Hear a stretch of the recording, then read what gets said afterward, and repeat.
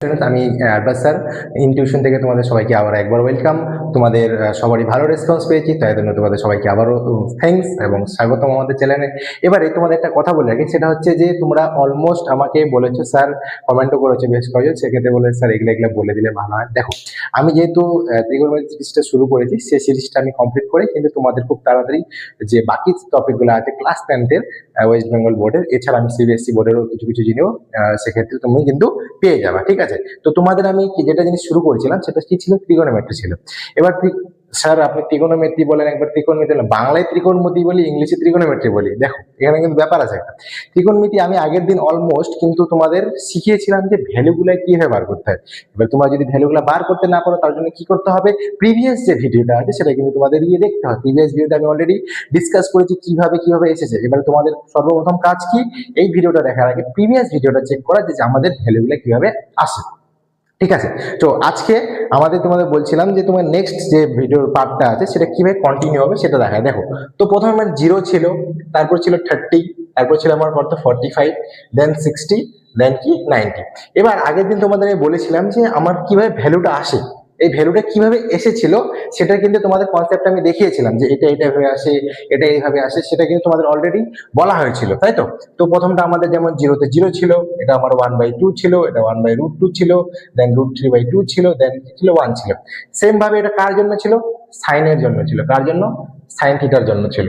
ঠিক আছে, এবারে কি কসের জন্য কি ছিল, আমি আগের দিনই বলছিলাম যে তোমাদের কসের জন্য কি হবে, এটার উল্টাটা হবে জাস্ট। তার মানে কি 0 থেকে স্টার্ট হয়েছে, 1 এ শেষ, তাহলে এটা কি হয়ে যাবে 1, নেক্সট হয়ে যাবে কত √3/2, দেন হচ্ছে কি আমাদের 1/√2 যেমন আছে থাকবে, 1/2 0।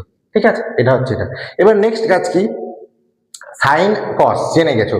এবার একটা থিওরাম আছে, মানে ফর্মুলা, অ্যাকচুয়ালি থিওরাম তো ভুল বললে হবে, সেটা হচ্ছে ফর্মুলা। সেই ফর্মুলাটা কি, সেখানে ফর্মুলাটা বলা হয় যে tan theta is equal to হয় sine theta by cos theta, তাই তো। কি হয়, sine theta by cos theta. তার মানে হচ্ছে দুজনের মধ্যে ভাগ করার পর যে অ্যান্সারটা আসে সেটাই কিন্তু আলটিমেটলি কি দেয়, সেটা আমাদের কি টেন থিটা রিপ্রেজেন্টেড করে। এবার এখানে দেখো টেন থিটা মানে sine theta by cos theta, তাহলে ভ্যালু 0/1, কোনো কিছু কি আমি 0 দিয়ে যে আমার এখানে 1 থাকে সেটা অবভিয়াসলি আমার 1। এর নিচে যদি 0 নিচে হাতি ঘোড়া বাঘ ভাল্লুক আমি তুমি যাই বসুক না কেন, সেটা কি হবে, অলওয়েজ 1 হবে, তাই তো।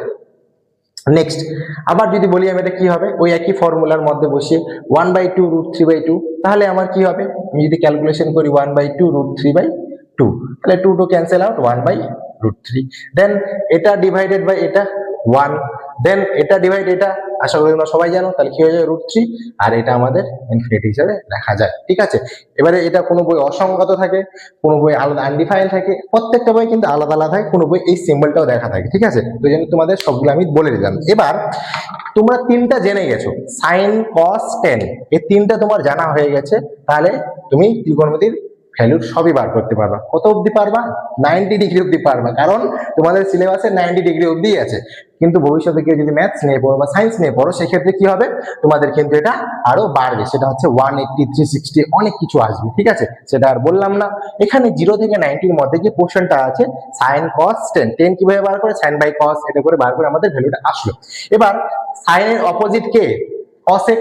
আমি আগের দিন বলছিলাম যে প্রত্যেকেরই একটা করে এখানে ভাই এমন থাকে প্রত্যেক ফ্যামিলিতে, যে কি হয় যে একজন একজন দেখতে পারে না, সাইন যা করে কসেক তার উল্টা করে, কস যা করে আমার হচ্ছে সেক তার উল্টা করে, টেন যা করে কট তার উল্টা করে। ঠিক আছে, তার মানে কি সাইডের ভ্যালুটা কি করবো আমরা, জাস্ট উল্টাই দিব। তার মানে হচ্ছে 0/1, 1/0, তাহলে কিন্তু ওটা আমাদের লেখা যাবে না, ইনফিনিটি হিসেবে লিখতে পারবো।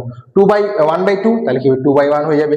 1/√2, √2/1, এটা কি হয়ে যাবে 2/√3, এন্ড এটা কি হয়ে যাবে 1, তো 1ই থাকবে, কারণ 1 এর নিচে 1ই আছে। সেম ভাবে তোমরা কস এন্ড টেনটা কিন্তু করবা, এটা তোমাদের বাড়ির জন্য হোমওয়ার্ক থাকবে।